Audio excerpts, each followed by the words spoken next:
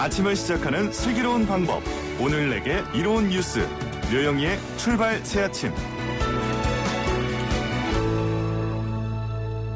노영희의 출발 새아침 3부 문을 열었습니다. 먼저 경제방 뉴스 시작할게요.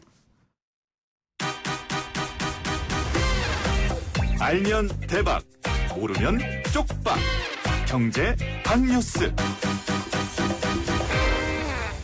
복잡하고 어려운 경제 이야기를 쉽고 재밌게 풀어드리는 시간입니다. 알면 대박, 모르면 쪽박. 경제방 뉴스 참 좋은 경제연구소 이인철 소장 만나보겠습니다. 소장님 안녕하세요. 예, 안녕하세요. 우리 모처럼 한번 정말 반가운 소식 들어볼까요? 우리나라가 미국과 통화 스와프 계약을 체결했다. 이 소식이죠?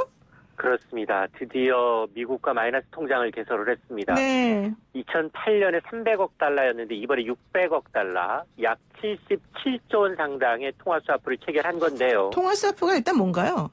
통화 스와프는 이 직장인들 마이너스 통장처럼 미국과 협정을 맺은 나라는 언제든 달러를 꺼내 쓸 수 있도록 하는 제도입니다. 아, 그렇군요. 한마디로 비보증을 써줬다라는 겁니다. 이 계약 기간이 최소 6개월입니다. 오늘부터 시작을 해서 9월 19일까지고요. 경우에 따라서 연장도 가능합니다. 자, 미 연준은 한국을 비롯해서 9개 중앙은행과 통화 스와프를 체결했다라고 밝히고 있는데, 그럼 우리나라 이외에도 어디냐? 덴마크, 노르웨이, 스웨덴, 호주, 뉴질랜드, 브라질, 멕시코, 싱가포르, 이른바 정말 우방 국가들과 이제 통화 스와프를 체결한 겁니다.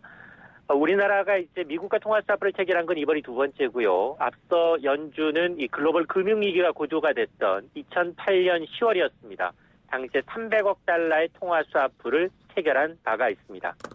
네, 정말 듣더니 반가운 소리고 또 정부가 엄청 발빠르게 움직여서 이게 성사가 된 거다 뭐 이런 얘기도 있던데 어쨌든 이번에 그 미국과 통화 스와프가 체결된 것으로 인해서 원화 가치가 좀 되살아나지 않냐 이런 기대가 있어요. 맞습니다. 어제 원달러 환율이 40원 이상 하루 만에 급등하면서 달러당 1,300원대에 육박을 했습니다. 네. 1,280원 70전까지 치솟았는데요. 이게 글로벌 금융위기 여파가 남았던 지난 2009년 7월 이후 약 11년 만에 원화 가치가 가장 많이 떨어진 겁니다. 자, 그런데 거슬러 올라가 보면 2008년 당시 한미 통화 스와프를 처음 체결할 당시에 효과가 워낙 좋았습니다. 네. 급등했던 원달러 환율이 빠르게 안정을 되찾으면서 외환시장 안정에 기여했다라는 평가가 지배적인데요. 실제로 원달러 환율이 당시 2008년 8월만 하더라도 1,100원 밑돌았습니다. 그러나 이제 계약 체결 직전에 1,500원까지 육박했던 겁니다. 네. 이게 계약 종료 시점에는 1,170원까지 하락을 하면서 상당히 효과를 봤기 때문에 이번에도 지금 여러 가지 돌들이 정말 많습니다. 외국인이 이제 지금 국내 주식을 팔면서 달러 환산해 나가고 있고요. 여기다 이제 추경 등 정부가 국채를 발행해야 하는데 한국이 국채 매입을 본격화하면 외국인들은 국채를 팔 수밖에 없는 상황입니다. 그렇죠. 아직 우리나라 외환 보유액이 4천억 달러로 충분한 상태지만 만일의 사태에 대비해서 미국과의 통화 스와프가 정말 필수적이다라는 전문가들의 지적이 잇따랐는데요. 어쨌든 이번 통화 스와프 체결로 이 금융시장의 안전판을 확보했다라는 차원에서 외환시장은 급속히 안정을 찾지 않겠느냐라는 관측입니다. 네, 그런가 하면 이제 어제 코스피가 또 1,500선이 무너지기도 해서 바닥 모르고 추락한다 뭐 이런 얘기 나왔는데 이번에 이 통화 스와프로 이것도 조금 해결이 될 수 있습니까? 그렇습니다. 어제 이제 코스피 8.4%가 급락해서 이제 1,450선대로 밀려났고요. 이 코스닥 지수는 무려 11%가 넘게 떨어져서 420선대인데 일단 새벽에 마감한 뉴욕 증시도 소폭이긴 하지만 반등을 했습니다. 1% 남짓 반등을 하면서 다우지수가 2만 선을 회복을 했고요. 별다른 호재가 있었던 건 아니지만 일단 이 정부 기회대 이 경기 부양에 대한 기대감이 여전히 시장에서는 훈풍을 작용했는데 국제 유가가 어제 하루 만에 24% 떨어졌는데 오늘 새벽에는 23% 급반등한 것도 투자 심리 개선에 일조를 하고 있습니다. 네. 어쨌든 어제는 이제 이 코스피 시장 그리고 코스닥 시장 주식 거래가 일시 중단되는 서킷 브레이커까지 동시에 발동이 됐는데요. 이게 지금 그 지난 13일에 이어서 역대 두 번째입니다. 미증시 급락, 이 패닉셀이라고 해서 현금 이외에 달러 이외에 모든 자산을 내다 팔고 있는 금, 채권 이런 현상이 지속이 되고 있기 때문에 뭐 이미 바닥이냐 아니면은 이제 이 추가로 더 떨어질 거냐 이 부분에 대해서 논란이 있을 수 있겠지만 그러나 더 큰 그림으로 보게 되면 아직 바닥을 확인하지는 못했다. 특히나 이번 위기가 V자형 반등보다는 U자형, L자형 가능성이 높기 때문에 단단히 허리띠를 좀 졸라매야겠습니다. 네. 그러면 그런 거 하면 또 코로나19 때문에 현대차, 미국과 유럽 주요 공장들도 가동을 중단했다는 소식도 있네요. 그렇습니다. 이 코로나19 여파로 현대차의 미국과 유럽 공장이 일시 가동 중단에 돌입했습니다. 지난해 사실 실적이 좋았는데 실적 반등의 주역이 어디였느냐? 바로 이제 미국 유럽 공장이었는데요. 그러나 이렇게 생산 차질이 더해지면서 협력 업체들까지 타격이 우려가 됩니다. 현대 기아차는 이 체코 공장, 기아차의 슬로바키아 공장이 오늘 23일부터 2주 동안 생산을 중단한다라고 밝히고 있습니다. 이는 그 유럽 내 코로나 확산에 따른 이제 각국 정부 방침에 따라 적극 동참하는 거고요. 또 유럽 국가 간 국경 폐쇄론에서 부품 조달이 어려워지고 있는 것을 고려한 겁니다. 지금 미국은 또 앞서서 현대차 엘라바마 공장 역시 코로나 확진자가 발생하면서 가동을 중단한 바가 있는데요. 현대차 엘라바마 공장은 엔진을 받아서 기아차의 조지아 공장도 영향을 받아서 19일 어제부터는 문을 닫았습니다. 네, 그렇군요. 오늘 말씀 여기까지 듣겠습니다. 고맙습니다. 네, 고맙습니다. 네, 지금까지 참좋은 경제연구소 이인철 소장이었습니다. 아침을 시작하는 슬기로운 방법. 오늘 내게 이로운 뉴스. 노영희의 출발 새 아침. 슬기로운 인터뷰. YTN 라디오 노영의 출발 새 아침 3부 순서 지금 진행 중에 있습니다. 그런데 행정안전부에서 재난방송 문자가 왔습니다. 이거 안내해 드릴 건데요. 3월 18일 오후 3시에 그 전국 지역에 산불 재난 국가위기 경보 경계가 발령됐다고 제가 어제 말씀을 드렸지 않습니까?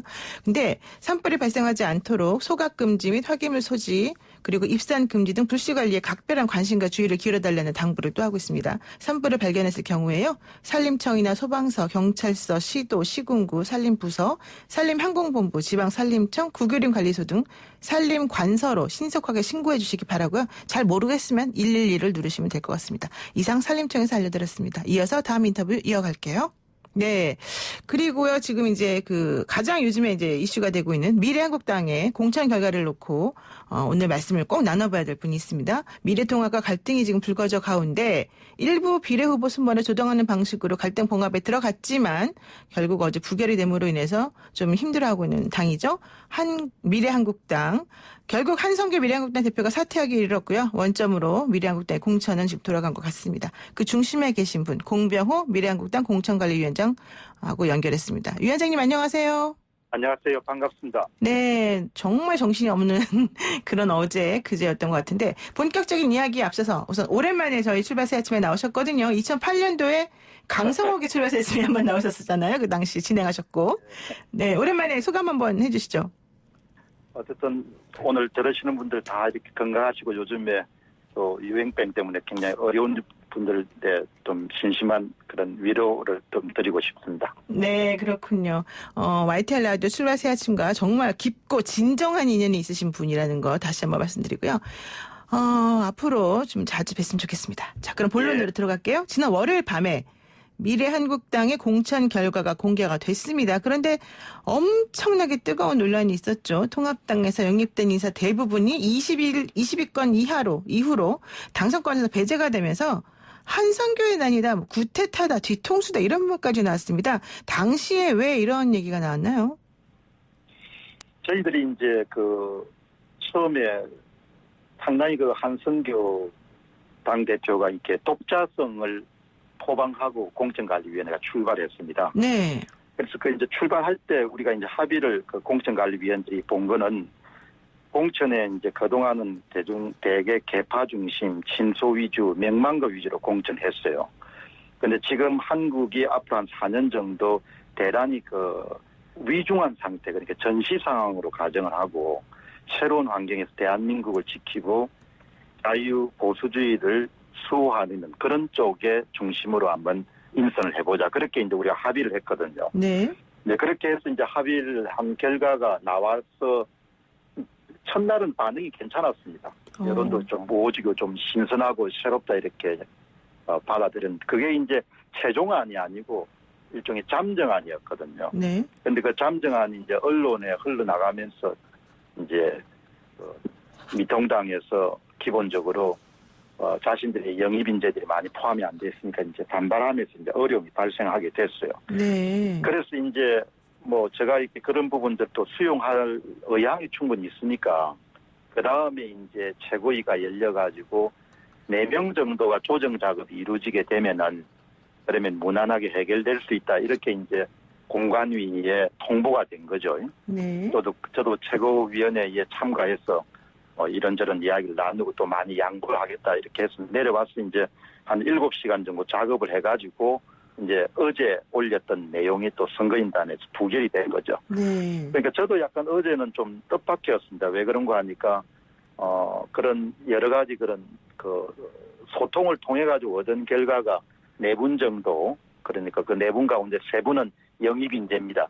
영입 인재를 당선권에 포함을 시키면은 모든 문제가 다 해결된다. 그래서 저는 어제 홀가분 기반으로 그렇게 갔는데 그게 이제 의외로 그 부결이 되고 그 다음에 이제 부결이 된 이후에 한성교 대표가 그 회의실에 들어오셨기에 뭐 그만둔다고 그래서 저는 그냥 해보시는 말씀으로 들었어요. 네. 그래서 그냥 그렇게 하면 안 되고 일을 하다 보면 어려움이 있지만 우리가 일을 맡았으니까 지금 후보 등록까지 한 6, 7일 남았습니다. 6, 7일 남았으니까 또 수정 보완 작업을 해가지고 마무리를 끝까지 하고 우리가 떠납시다. 이렇게 이제 이야기를 드렸거든요. 네. 그리고 이제 엘리베이터를 타고 내려와가지고 나오니까 젊은 기자분들이 많으시더라고요. 그래서 이제 제가 그 공간위원장으로서 드리고 싶은 이야기는 국민들이 절대로 불안하게 만들어서 안 되니까 앞으로도 계속해서 수정 보완이 필요하면 그런 거에 대해서 열려있는 그런 자세를 갖고 있으니까 앞으로도 이번에 이제 부결됐지만 그것이 통과될 수 있도록 계속해서 수정 보완 작업을 행할 그런 의지를 갖고 있다. 이렇게 하고 이제 차를 타고 한 10분 정도 이동하는데 네. 방송에서 한성교 대표가 그만두셨다고 그렇게 아이고. 이야기하더라고요. 그러니까 그만두실 것까지는 저는 몰랐는데. 몰랐고요. 그다음에 또 중요한 것 중에 하나가 제가 이 정당인이 아니지 않습니까? 네. 그 한성교 대표가 몇 번 찾아오셔가지고 당신 보고 정치하라는 것이 아니고 정치를 바꿔달라는 그런 일을 한 달 정도는 해줄 수 있지 않냐. 나라가 어려우니까. 그래서 들어온 거거든요. 네. 들어왔는데 모든 정도의 이 정당 간 그런 소통 채널은 한성교 대표가 맡으셨습니다. 그래서 예를 들면은 요구 조건이 있으면 그거를 이제 좀 정리정돈해가지고 전달할 거 전달하지 않을 걸 가린 다음에 저한테 전달했어요. 그래서 네. 저는 비교적 외압이나 외풍으로서 상당히 자유로운 독자적으로 공천관리위원회를 운영하도록 해주겠다. 그 약속을 굉장히 충실하게 한성교 대표가 이행을 하셨거든요. 네네. 그런데 앞에 이제 대문 자체가 없어져 버린 거예요. 대문 자체. 그래서 이제 제가 어제 저 공천관리위원들이 한 7명으로 구성되어 있는데 그 중에 한 분이 이제 현직 비례대표 위원이십니다. 네. 그분한테 내가 전화를 해가지고 아니 당신들 어떻게 일을 이렇게 하냐. 예. 뭐가 필요한 게 있으면 뭐가 필요한지를 내한테 이야기를 해야 되지. 필요한 게 4명이라고 해서 필요한 건 4명을 이제 명분도 세우고 원칙도 훼손되지 않도록 그렇게 수정안을 만들어줬는데 네. 더 필요가 하면 더 필요한 걸 내한테 제시를 해줘야 되지 않나요? 그런데 놀랍게도 그래서 그분한테 그런 이야기를 드렸더만 그분도 전혀 모르는 거예요. 뭐가 더 필요한지를. 그렇게 다르게 이야기하면 당대표도 그렇고 최고위원 4분도 뭐가 필요한지를 모르니까 당연히 공관위원장은 모르죠. 네. 공관위원장은 2가지를 충실히 수행한 겁니다. 하나는 공천관리위원회를 만들어서 독자적인 원칙에 따라서 운영을 해라. 그걸 잘해서 1차안을 만들었고 네. 1차안이 최고위에 통과 안 되니까 최고위가 또 수정 요구를 했기 때문에 4명을 교체하는 2차 수정안을 빨리 만들어서 올렸고 다 의무를 수행한 거예요. 네. 그리고 또 한 가지를 제가 밝힌 거는 추가적으로 더 필요가 하면은 수정 보완 작업을 행할 의지가 분명히 있다. 이렇게 이야기를 했으니까 이번에는 굉장히 이 소통 문제가 너무나 큰 문제였던 것 같아요. 네. 그랬군요. 그러니까 지금 말씀을 정리를 해보면 일단은 미래한국당의 이 공천과 관련된 권한은 독립적인 권한이고 한성교 전 대표도 그와 관련해서는 대문의 역할을 하면서 공천관리위원장님이 일을 잘할 수 있도록 잘 막아주셨다. 첫 번째. 그리고 그게 원칙이었기 때문에 그에 맞추어서 안을 만들었고 그 잠정안이었는데 그 잠정안이 갑자기 이제 기자들에 의해서 바깥으로 나가면서 뜻하지 않게 반론에 부딪히게 됐다. 그래서 이와 관련해서 의견을 좀 수렴을 하기 위해서 얘기를 했고 창구를 통해서 얘기를 했는데 4명 정도만 요구를 해서 그에 맞춰서 해줬는데 또 이걸 가지고 뭐라 하더라. 지금 이 얘기네요. 결론은. 그렇죠. 그러니까 어제 저는 전혀 뜻밖이었죠. 이제 어제 정도면 그냥 짐을 다 벗고 그렇죠. 그냥 생업으로 돌아올 수 있다 이렇게 생각하고 가벼운 마음으로 갔는데 어제 또 그렇게 일이 터지니까 그렇다고 당 대표가 그만두고 다 그만두면 지금 선거가 한 6, 7일 남은 상태에서 그냥 사표 던지고 그냥 가버리면 저야 편하겠죠. 그냥 그렇게 해서는 안 된다 이야기 내 이야기가. 그렇죠. 제가 일을 맡았기 때문에 네. 어떻든 마무리 작업을 처음부터 끝까지 일을 지금 잘 알고 있는 상태이기 때문에 수정 보완을 거쳐서 하루나 이틀 사이 빨리 그 일을 수습하자.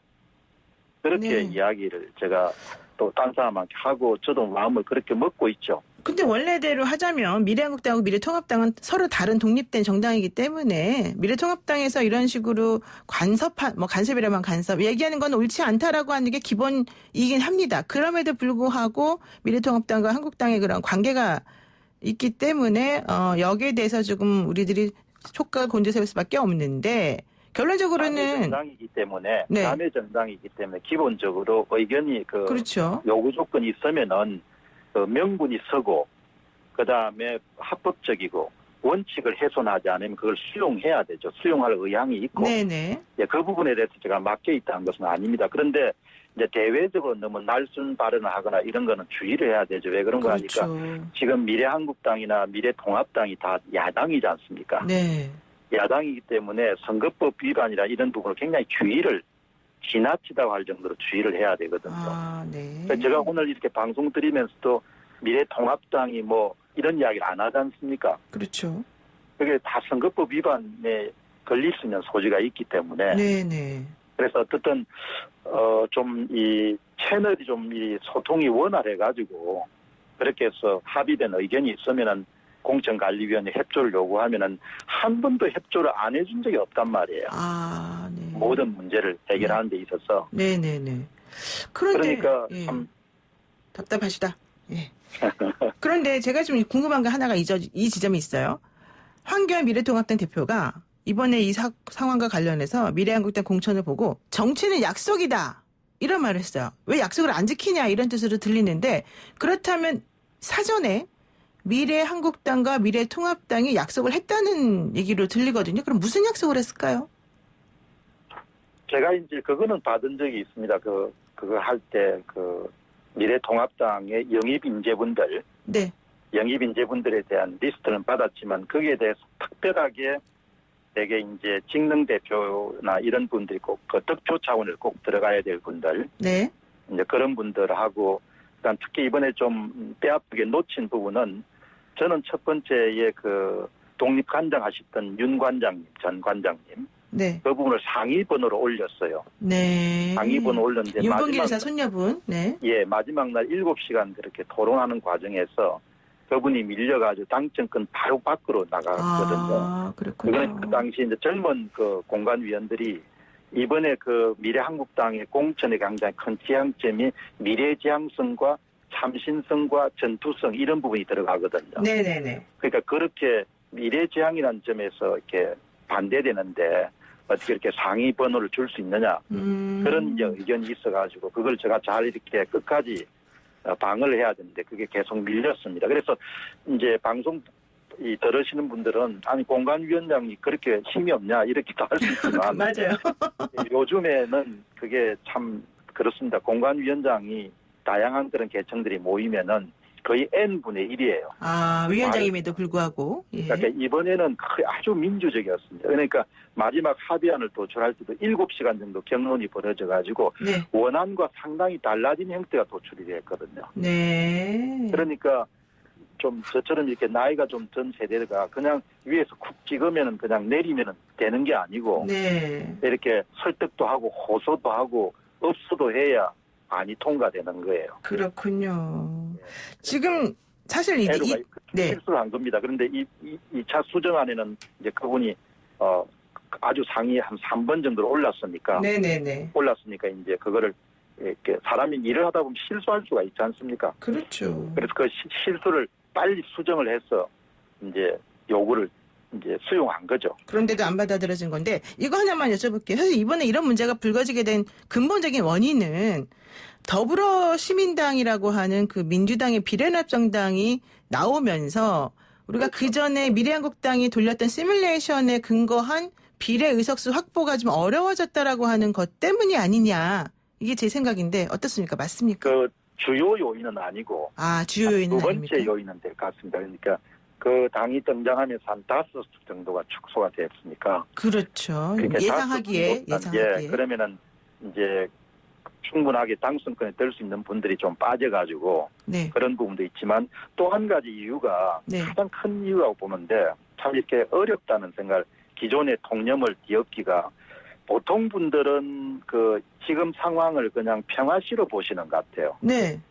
근데 저는 나라가 상당히 위중한 상황에 있다고 이렇게 보거든요. 네. 그걸 그냥 비유적으로 표현하면 전시 상황이다 이렇게 표현하는데 그렇기 때문에 직능 대표를 많이 전진 배치하는 것보다도 말이라든지 글이라든지 논리라든지 이렇게 대여 협상이나 대여 그런 업무 추진 과정에서 좀 이렇게 맞설 수 있는 네. 싸울 수 있는 그런 야당이 돼야겠다, 좀 강한 야당이 돼야겠다는 그런 제가 비전을 갖고 있었기 때문에 젊은 분들도 전진 배치시키고 시민사회단체도 배치시킨 그런 부분들이 저항을 좀 많이 받는 것 같아요. 그렇군요. 그러니까 개혁 공천한 거죠. 그러니까 내가 보는 시국이 지금이 평화시면은 무슨 학자도 넣고 교수님도 넣고 이렇게 할 수가 있는데 네.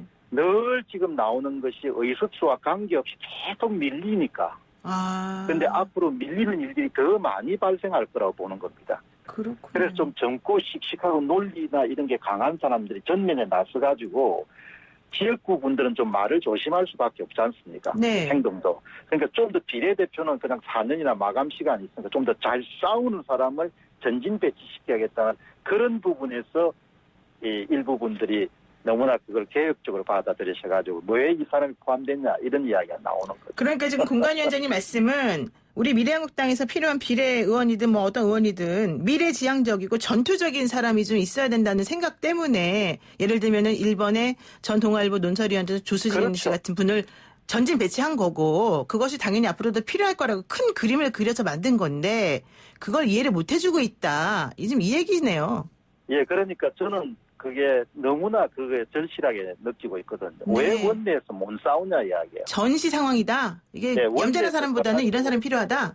아무리 셰님이고 학식이 많은 사람이도 말 한마디 못하고 그냥 논리 하나 개발을 못하면 왜 지금 그 비례대표 그 귀한 자리를 차지해야 되냐. 그렇죠. 그게 이제 좀 그런데 만일에 최고위의 통과가 기자회견을 할 수 있는 기회가 있었으면은 네. 그걸 제가 잘 설득할 수 있어야 될 기회가 있었을 건데 그런 기회가 없었어요 그냥. 그러니까 뭐 이런저런 풍문들이 많이 나오는데 이제 제가 조금 전열을 정비해가지고 네. 그런 제가 유튜브 방송을 통해서 그런 걸 좀 말씀을 좀 드릴까 그런 생각도 갖고 있습니다. 그렇군요. 오해하신 분들이 계시니까. 네. 저는 지금 사실 공관위원장님하고 인터뷰를 하면서 이분의 생각이 혹은 미래한국당 생각이 이거였구나를 정말 뼈저리게 느끼게 되고 동감을 하는 부분이 많이 있는데 우리 지금 청취자분들도 그런 의견을 많이 주고 계십니다. 그런데 있죠. 그런데 그거를 그냥 내가 막 밀어붙인 게 아니고 네.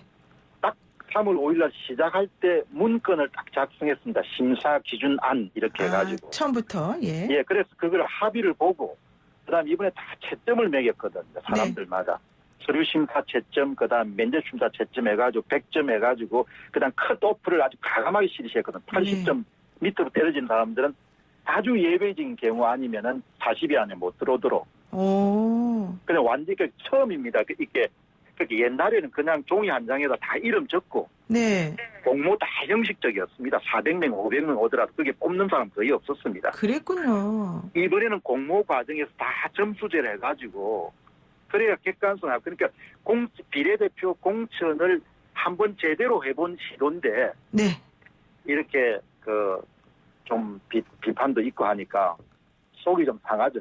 그러니까 너무. 그냥 세상은 그냥 무난하게 사는 게 네. 대도 안 받고 하는 건데 네. 제가 일하는 방식이 그런 게 아니니까 네. 어떻게 종이 한 장에다 다 개파 수장끼리 앉아가지고 나는 이 사람 믿고 니는 이거 먹고 이렇게 하면 되겠냐 이야기 지금.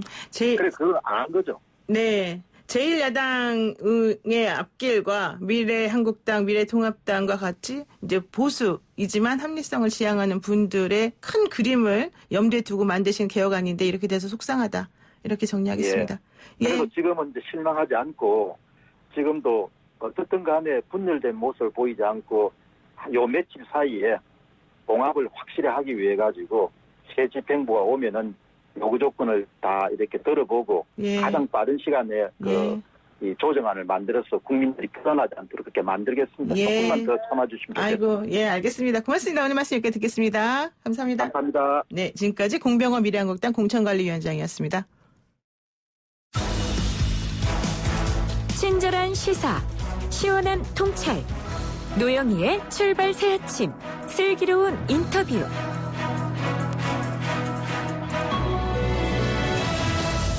네, 계속해서 미래통합당 관련된 또 소식이네요. 미래통합당이 어제 21명의 네티즌들을 명예훼손 및 모욕죄로 고발할 거다 이렇게 얘기를 했는데 이 안에 그 배우 정준 씨가 포함되어서 또 논란이 일었습니다. 아니 어떤 욕을 했길래 어떤 댓글을 달았길래 도대체가 당 차원에서 고발을 받게 된 건지 특히 이제 배우 이자 이 되게 유명하신 분인 정준 씨가 이런 상황이 처해졌는지 직접 연결해서 한번 들어보겠습니다. 정준 씨 안녕하세요. 네, 안녕하세요. 네, 목소리가 네, 좀 이런 일로. 힘이 없으시네요. 아닙니다. 네. 괜찮습니다. 그 악플러를 고소하려던 거는 원래 정준 씨가 먼저였다. 개인 SNS에 메시지로 많은 욕들이 들어왔기 때문이었다. 뭐 이렇게 얘기를 하셨어요. 처음에 얘기하셨을 때. 네네. 이건 무슨 상황인가요? 예.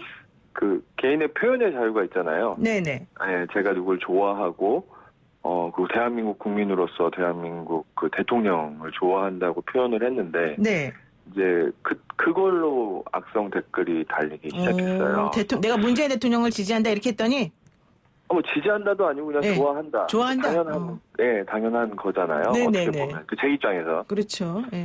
그래서 그렇구나 생각이 다를 수 있구나라고 해서 그냥 좀 이해하려고 했는데 네. 이제 그 악성 댓글이 그러니까 제 주위 사람들, 제가 사랑하는 사람들까지도 영향을 그 입에 미치고. 담을 수 없는 욕을 꾸준히 했던 거예요. 네. 그래서 제가 그분들을 고소해야 한다라고 얘기를 했던 거고요. 네네네. 근데 이제 그분들이 이제 썼던 게 정준 너도 댓글 달지 않았냐. 나도 댓글 달았는데 너랑 똑같이 그걸 왜 나는 뭐 고소를 한다고 하냐. 네. 왜 이제 앞뒤가 다르냐.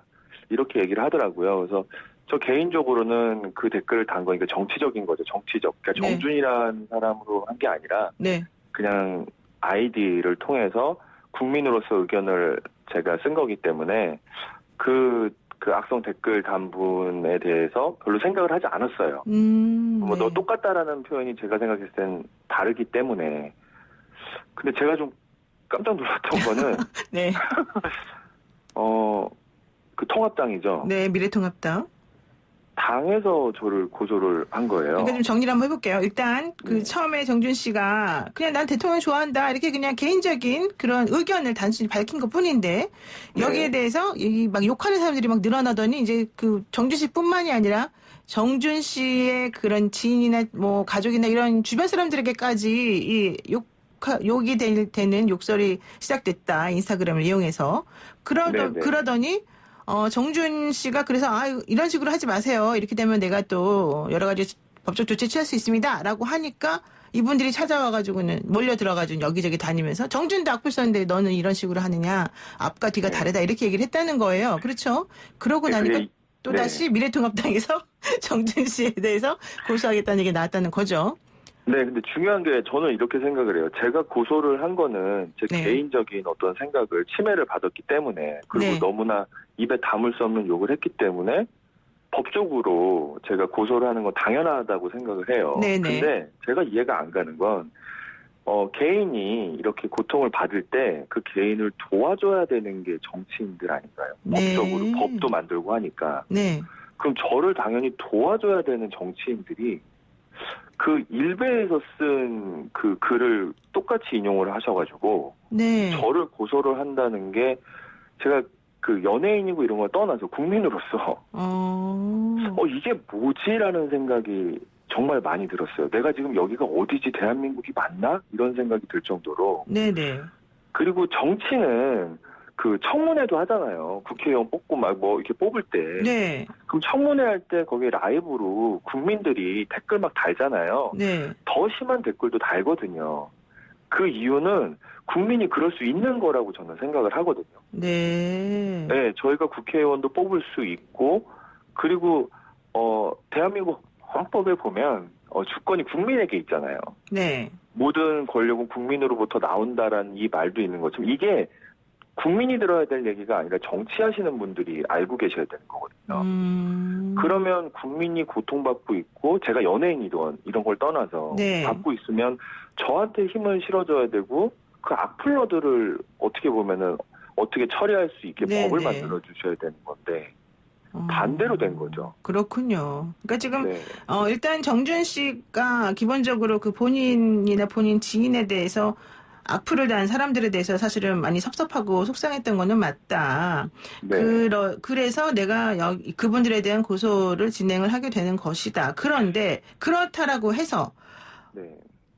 정당이 그 국민 정준이 예전에 개인적으로 의견 밝혔던 그 정도의 표현에 대해서 이렇게 정색을 하고 고소까지 한다라고 하면 사실 이거는 조금 안 맞는 거 아니냐 이렇게 네. 지금 얘기를 하시는 거네요. 제가 고소를 한 것과 네. 통합당이 고소를 한 것과 똑같이 보일까봐 제가 고소를 안 한다고 했어요. 왜냐하면 이거는 다른 결이거든요.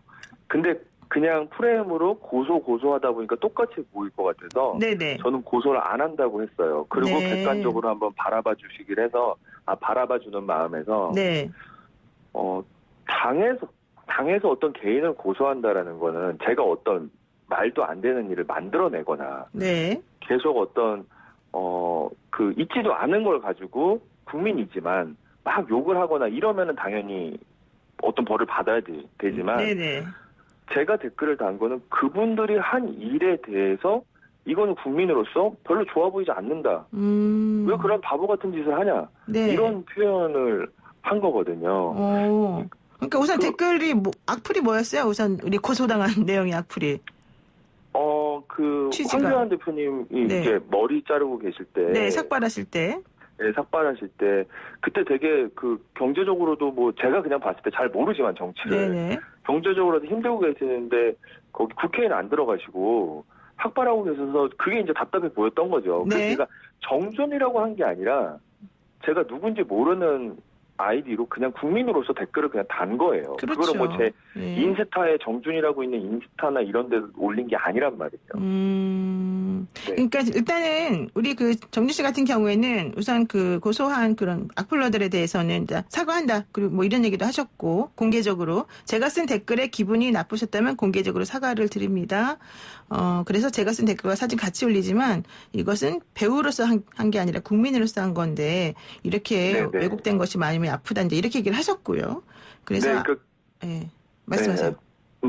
아까 말씀드린 제가 고소한 거랑 당이 고소하는 거랑 여러분 다른 비교를 한번 해봐라. 비교를 해달라. 네, 이거는 같이 너도 고소했으니까 이들도 고소한 거다라고 보시면 안 되는 거예요. 그렇죠. 그렇게 보면 안 된다. 통합당이라는 그 곳에서 국민을 보호해야 되고 국민이 상처받고 아파해야 된다면 네. 법으로라도 만들어가지고 국민을 보호해야 되는 그런 분들이거든요. 네. 근데 일베에서 했던 어떻게 그 말들을 그대로 해서 저를 같이 더 고통스럽게 한다라는 게 이거는 한번 국민들이 생각해 보셨으면 좋겠어요. 정치인들 분들은 저희들의 세금을 가지고 네. 월급을 받으시는 거잖아요. 네네. 충분히 저희가 표현할 수 있거든요. 그러니까 지금 정준 씨가 이제 이런 식으로 어제 사실은 또 인터뷰 나가고 이런 게 나오니까요. 미래통합당에서 또 얘기가 나왔어요. 정준 포함해서 뭐 21명 악플러에 대해서는 물론 유명 연예인이라는 특별 대우는 없지만은 그럼에도 불구하고 이게 뭐 당 차원에서 했다기보다는 당원들의 모임에서 이 정준 씨와 그 나머지 악플러들에 대해서 이런 식으로 하면 안 된다는 거를 알리기 위해서 한 거다. 그러면 그러니까 당원 거기까지 제가 가면 저 자꾸 이게 정치로 가니까 이게 저는 더 복잡하고 이거 저는 정치를 한 게 아니잖아요. 네. 근데 그분들이 자꾸 정치로 생각하다 보니까 제가 문재인 대통령을 좋아한다고 하는 모습이 안 좋아 보였던 거거든요. 그걸 왜 정치로 보니까 그렇게 보인 거고요. 네. 그분들이 보셨을 때 정말 통합당을 좋아한다 그러면 네. 이렇게 하시면 안 될 것 같아요. 조금만 좀 지혜로워지셨으면 좋겠어요. 그러니까 지혜로워져야 된다. 네. 총선 때여서 그러신 것 같은데 네. 이게 맞나 싶을 정도로 이렇게 하는 게 맞나 싶을 정도로 좀 제 개인적으로는 좀 이해가 안 가요. 그러면 좋습니다. 이제 시간 얼마 안 남았으니까 제가 네. 기회를 드릴게요. 우선 두 가지 차원에서 말씀을 하시고 싶은 말씀 하시면 될 것 같아요. 첫 번째, 정준 씨에 대해서 악플을 달았던 그 분들 있죠. 그분들에 대한 말씀과 또 이번에 이제 미래통합당 차원에서 뭐 당원 모임에서 했다고는 하지만 어쨌든 그 정치계에 하고 싶은 말, 이 두 가지를 나눠가지고 한번 좀 얘기를 해주시죠. 악플러들 분한테 말씀드리고 제가 이번에 겪어봤더니 너무나 큰 고통이에요. 장을 잃을 수 없을 정도로. 네. 그래서 우리 그 네이버나 이런 곳에서 댓글을 못 달게 했잖아요. 네네. 그만큼 고통을 받고 있기 때문에 못 달게 한 거거든요. 네. 이거는 뭐 공인이어서 연예인이어서 너는 그냥 이렇게 당해야 돼라고 한다면 그건 잘못된 생각이라고 꼭 말씀을 드리고 싶고요. 우리도 마음이 아프다. 당신도 좀 이해를 해라. 좀 자제 좀 해달라. 이게 첫 번째 그분들에게 드리고 싶은 말씀이에요. 네, 국민들도 아실 거예요. 왜냐하면 우리 전년도에 아픔을 2번 겪었잖아요. 그렇죠. 극단적 선택까지 네. 하시는 분들도 계실 네, 정도니까. 근데 이게 당하다 보니까 어떤 느낌인지 제가 알겠더라고요. 아, 네. 네, 그래서 꼭 지켜줘야 되는 거고, 그래서 법적으로도 그런 조치가 있는 거잖아요. 네네.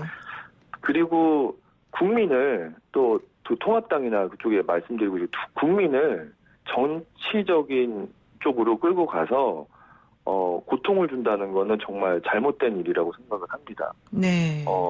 저는 정준이라는 이름으로 제가 갖고 있는 공인이라는 신분으로 뭐 통합당을 욕을 하거나 그러지는 않았거든요. 네. 네. 근데 이거를 민주주의잖아요. 네. 그리고 이게 말하면서도 이해가 안 가요. 당이 저를 고소했다라는 거는 있을 수가 없는 일인 거죠. 알겠습니다. 그리고 21분의 네. 그분들도 네. 그러면 안 될 거라고 저는 생각을 합니다. 그래서 다른 거라고 생각을 해요. 여러분들이 지혜롭게 좀 판단을 해주셨으면 좋겠습니다. 우리 모두 지혜롭게 상호 가슴에 상처 주지 않는 일을 할 수 있도록 좀 노력합시다. 이렇게 할게요. 고맙습니다. 네. 여기까지 말씀 네, 나누겠습니다. 감사합니다. 네, 지금까지 네. 배우 정준 씨와 이야기 나눴습니다. 네, 정준 씨와 인터뷰 도중에 특정 커뮤니티 이름이 언급이 되었습니다만은 그건 개인적인 의견이었으면 밝혀드리고요. 노영의 출발새 아침 3부 수사 여기서 마칩니다. 잠시 후 4부에서 뵙겠습니다. 뉴스 탐구 생활 힙, 핫, 헐.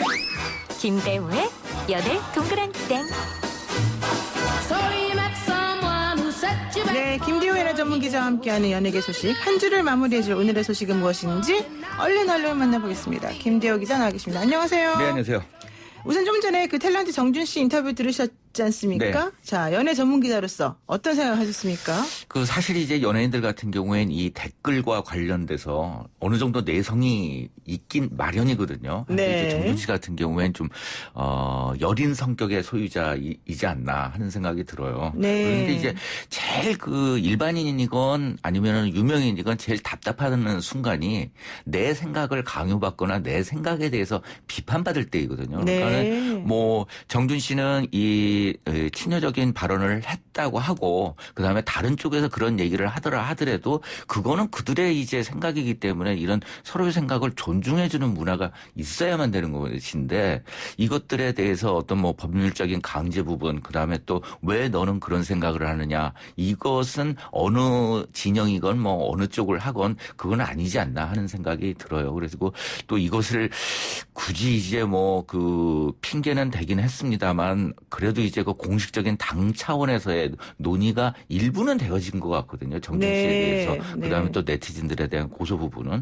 근데 이 부분은 더 안 좋은 현상이 벌어지기 때문에 그냥 그러니까 일단 정준 씨가 조금 여린 사람인 것 같다. 네. 이게 지금 첫 번째 결론이시고요. 두 번째로 그래서 정준 씨에 대해서 이제 악플을 단 사람을 정준 씨가 고소한 거는 뭐 그렇다고 치는데, 그렇다고 해서 정치권에서 연예인의 악플에 대해서 법적 대응까지 하는 거는 좀 심한 거 아니냐, 이 얘기네요. 그렇죠. 그런데 이제 여기에는 그 연예인이라는 그 꼬리표가 붙어 있다는 게 문제예요. 근데 사실 모르지 않았을까요? 악플을 달아도 뭐 익명으로 달았다면서. 아마 어쩌면 정준 씨라는 이름이 공개되지 않았었다면 네네. 네티즌들에 대한 고소 부분도 실제적으로는 발표를 하지 않았을 가능성이 높죠. 하지만 연예인이 그런 발언을 한다는 거에 대해서 굉장히 좀 뭐랄까요?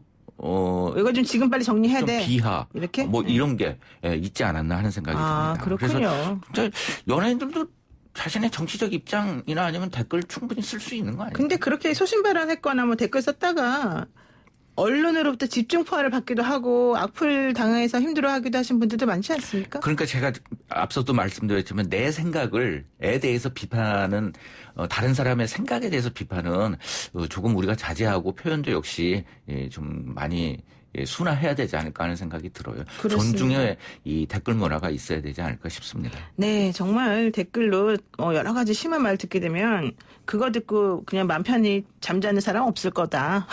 엄청 둔하지 않고서는 이 얘기인 것 같아요. 자, 그리고요. 이제 다음 소식 한번 넘어가겠습니다. SES 멤버였던 가수 슈 논란이 해외 원정 도박 지난번에 네. 얘기 나온 거, 해외 원정 도박이라기보다도 이제 우리나라에 있는 외국인들이 드나드는 전용 그런 도박하는 곳에 드나들면서 엄청난 빚을 졌고 이게 사회적 물이 일으켰다 여기까지였는데, 이제는 건물 세입자들까지 피해를 봤다, 이런 소식까지 나왔어요. 이게 무슨 말이에요? 이게 조금 연동이 돼 있는 사안이에요. 네. 그러니까 이제 그 한 공중파 TV 뉴스의 이 피해자이신 세입자분이 출연을 해가지고 네. 당시 이제 슈가 TV에 나오기도 했고 융자 금액이 적어서 이렇게 문제가 생기지 않을 것 같아서 이제 다세대 주택에 살았는데 전세로 이 전세보증금 1억 1,500만 원 중에서 9,500만 원을 은행에서 대출을 받았다는 거예요. 네. 이제 계약 만료가 이제 한 달 앞으로 임박했는데 슈가 보증금을 돌려줄 수 없다고 얘기를 하는 거죠. 그러니까는 이 노영희 변호사님도 잘 아시겠지만 이 보증금에 대해서는 굉장히 민감한 사안이잖아요. 그럼요. 돌려줘야만 전 재산이에요, 사실. 돌려줘야만 되는 사안인데 이것에 대해서 이제 문제 해결을 할 의지가 전혀 없는 것처럼 생각이 되어졌다라고 하면서 문제가 불거진 거예요. 근데 이제 이 집 다세대 주택에 네. 지금 이제 가처분 신청이 들어간 상황인 거죠. 네. 그러니까는 이제 주택에 대한 가압류가 들어가 있는 거예요. 근데 이 부분이 바로 이제 슈가 도박을 하면서 빌렸던 금액에 대해서 돈을 빌려준 박모 씨가 가압류를 지금 현재 이제 민사 소송이 벌어지고 있는데 네. 이와 관해서 이제 가압류가 벌어졌는데 이 슈 같은 경우에는 이 가압류 때문에 이것을 내줄 수가 없다고 이야기를 했던 것이죠. 그러니까 정리를 한번 해볼게요. 우선 네. 이제 슈가 해외 어쨌든 도박 때문에 거액의 빚을 졌습니다. 그때 당시 8억인가? 해외에서도 했어요. 해외에서 냈고요. 어쨌든 8억인가 해서 그래서 그 돈을 못 받았다는 A 씨가 네. 슈에 대해서 형사적으로 고소도 했지만 민사적으로 이제 돈 돌려달라고 하는 소송을 했어요. 네. 소송을 하면서 제일 먼저 취하는 조치가 바로 슈가 가지고 있는 부동산에 대해서 가압류나 가처분 같은 것을 해서 돈을 일단 좀 이렇게 막아놓는, 네. 혹은 이제 못 움직이게 하는 그런 건데, 그렇게 가압류를 하다 보니까 그 다세대 주택에 네. 대해서 다세대 주택에 살고 있는 세입자 입장에서는 이제 나가고 들어와야 되고 이렇게 되는데, 그 집에 가압류가 되면은 사실 새로 들어온 세입자가 없단 그렇죠. 말이에요. 네네. 그러면은 나가려고 하는 사람에게 슈가 보증금을 본인 돈으로 내줘야 되는데 지금 그 돈이 없으니까 문제가 생겼다는 거죠. 네. 그런데 이제 여기서 여기서 잠깐 또 중요한 문제가 있네요. 뭐가 있습니까? 바로 이제 슈 같은 경우에 네. 사건이 이제 2016년도에 거슬러 올라가 보면 일단 이제 도박과 관련돼서는 마카오 등지에서 총 7억 9천만 원 규모의 상습 도박을 한 혐의로 해가지고 재판에 넘겨졌고, 네. 그래서 이제 징역 6개월에 집행유예 2년을 살았어요. 네. 그다음에 사회봉사 명령 80시간도 명령을 받았고, 한데 그때 당시에 이제 그 돈을 빌려줬다고 하는 사람이 사기죄에 대해서도 걸었는데, 그렇죠. 이 사기죄에 대해서는 무죄가 1심에서 났어요? 무죄가 나온 예. 거예요. 근데 사실 이 진행자 분께서도 잘 아시겠지만 돈을 빌리고 하는 것 속에서 그 사기 혐의라는 것은 돈을 안 갚았기 때문이 아니라 그 돈을 빌릴 당시에 갚지 않겠다는 의지가 있었다거나 아니면 돈을 갚을 수 없는 처지임에도 불구하고 이게 그 기망에 의한 것이잖아요. 근데 이제 휴 같은 경우에는 자신의 이제 그 사기와 관련된 사건에서 벗어나기 위해서 여러 가지 자료를 제출해요. 네. 제출하는 게 뭐냐면 이제 자신의 어머니 이름으로 되어 있는 자신의 차명재산 등기부 등본을 내놓은 거예요. 아, 내가 재산이 네. 없는 게 아니라 나는 재산이 있다. 그러니까 나는 갚을 거니까 나는 사기가 아니다. 네. 예. 그리고 이제 또 일부 그 부동산에 대해서는 이것을 뺏기면 안 된다는 생각에서 허위 근저당을 신청을 해놓은 거다. 이런 자료들을 이제 이 당시 조사를 받으면서 재판부에 제출을 한 것이죠. 그러니까는 슈가 가지고 있는 뭐 부동산에 선순위 근저당권이 설정이 되어 있었었는데 네. 그렇게 되면 일단은 문제가 생기더라도 근저당권자가 우선이니까 그 사람들이 가져간 그러니까 슈가 일단은 자기 돈을 확보해놨다는 얘기잖아요. 그렇죠. 그러니까 이 돈이 있는데 이건 내가 실제 채무가 아니라 내 돈이니까 네. 이 돈으로 갚을 수 있어 충분히 네. 이렇게 말을 했는데 그래서 사기가 아니라고 인정받았는데 오히려 이것 때문에 문제가 생길 수 있겠네요. 그렇죠. 그래서 이제 결국은 이 세입자들을 위해서 그 돈을 현재 이제 3억 5천만 원에 반환 청구 네. 소송을 제기 중인 박 씨가 박모 씨가 이제 이 슈의 차명 재산에 관한 그 자료 목록을 전달을 했어요. 누구에게요? 이 세입자들에게. 네. 예. 해서 이제 이것들 같은 경우에 어떻게 처리가 될지 모르겠지만 상당히 이제 슈 같은 경우엔 뭐랄까요? 이쪽에서도 불리한 상황이고 세입자들에 대해서도 그다음에 또 박모 씨와 지금 현재 그 재판이 진행 중인데 여기에서도 또 이제 문제가 되는 사안이고. 근데 일단 제가 좀 변호사로서 잠깐 조언을 드리면 일단 전문 지식을 여기서 또 활용합니다. 우선은 다세대 주택에 들어가서 새들어 살고 계시는 임차인들은 보증금을 일단 내잖아요. 네. 근데 그 보증금이 이제 그 규모에 따라서 1차 우선 변제권을 가지는 보증금일 거예요. 첫 번째. 두 번째로는 그러니까 그분들이 주민등록을 언제 했느냐가 매우 중요하고요. 두 번째로는 슈의 채권자인 네. 가압류를 한 그 사람. 네. 그 사람이 가압류를 해놨다 하더라도 네. 가압류를 한 시기가 네. 실질적으로 이제 이 세입자들보다 더 앞일 가능성이 별로 많지 않아요. 그렇죠. 그렇게 되면은 그렇게 걱정하실 필요가 없어요. 네. 네. 근데 세 번째로 그럼에도 불구하고 차명 자산이 또 있다고 지금 얘기하니까 네. 일단 여러분들 차명 자산에 대해서도 감리할 수 있다는 거 그거 제가 말씀드리겠습니다. 네. 그러니까는 지금 현재 이제 이런 것들에 대해서 양쪽으로서 이제 슈 같은 경우에 슈는 완전히 굉장히 외통수다. 예. 이 난처한 입장에 그러네요. 빠진 상황이 된 거죠. 그리고 또 이제 이 슈 같은 경우에는 본인이 이제 도박한 혐의에 대해서 굉장히 반성을 하고 있고 한데 이것에 대해서 이제 뭐랄까요? 그러니까 도박 자금으로 빌려준 거에 대해서는 불법이기 때문에 갚지 않아도 된다라는 논리를 현재 피고 있는데 슈 같은 경우에는 이제 일본 국적을 가지고 있거든요. 하니까 이제 국내에 있는 사람이 이제 국내 카지노에 가서 도박을 하는데 이 자금을 빌려줄 경우에 불법이기 때문에 그것이 성립할 수 있더라 하더라도 네. 또 일본 국적을 현재 소지하고 있기 때문에 불법이 아닌 상황이잖아요. 하기 때문에 또 이번 이제 3억 5천만 원의 반환 청구 소송과 같은 경우에 또 어떤 결과가 나올지 모르겠고 근데 이제 슈 같은 경우에는 조금 이제 이 가압류에 대해서 가처분 신청을 냈다. 이것이 해결이 되면 세입자들에게 돈을 다 내줄 수 있다. 이렇게 이야기를 하고 있는데 이런 소송이 아직 접수가 되지 않은 것으로 알려져 있어요. 네. 하기 때문에 조금 진지한 자세로서 이제 세입자에 대해서만큼은 좀 이제 이 변제를 할 수 있는 노력들을 충분히 기울여야 되지 않을까 하는 생각이 듭니다. 그러니까 슈가 보도 자료를 통해서 입장을 밝히면서 내가 지금 채권자가 우리 다세대 주택에 해놓은 가압류에 대해서 이걸 풀려고 가처분 같은 걸 지금 해놨으니까 네. 걱정하지 말아라라고 했는데 네. 우리 또 김대호 연애전문기자가 열심히 뛰어가지고 취재를 해보니까 그런 사실이 없더라. 이건 좀 이상하지 않느냐 이런 얘기고 그렇다면 문제를 해결할 의지가 전혀 없는 것으로 보인다라는 게 또 사람들의 생각이니 여기에 대해서 또 슈가 아니다. 나는 그렇지 않다. 이렇게 얘기했다는 거네요. 네, 그렇죠. 이제 뭐 본인이 이제 그 문제 해결을 할 의지가 전혀 없는 것처럼 다뤄진 보도 내용에 대해서는 유감스럽다. 이렇게 그 이야기하면서 뭐 구체적인 내용은 이제 그 입장에서 전하지 않았는데 네. 제일 중요한 건 그 세입자분들 얼마나 지금 잠도 못 자면서 그러니까요. 이 상황에서 지금 불안하시겠습니까? 상황도 안 좋은데 굉장히 불안해하니까 이 부분에 대해서는 최대한 어떻게 좀 노력을 해줬으면 하는 바람이 네, 듭니다. 이럴 때는요, 뭐 서울시도 그렇고 법률구조공단도 그렇고요, 주택임대차 반환이나 이런 거 관련된 갈등 처리를 해줄 수 있는 곳이 무료로 해드리는 곳이 있습니다. 그러니까는 혹시 걱정되시거나 궁금하시면 그쪽에다 연락하시면 되겠습니다. 자, 어쨌든 앞으로 이 문제 잘 해결되길 바라고요. 오늘 말씀 여기까지 듣겠습니다. 고맙습니다. 네, 감사합니다. 네, 지금까지 김대호 연애전문기자와 함께했습니다. 노영희의 출발 새 아침, 저희 준비한 순서 여기까지입니다. 월요일 아침 7시 정각에 변함없이 슬기로운 내용으로 찾아뵙겠습니다. 고맙습니다.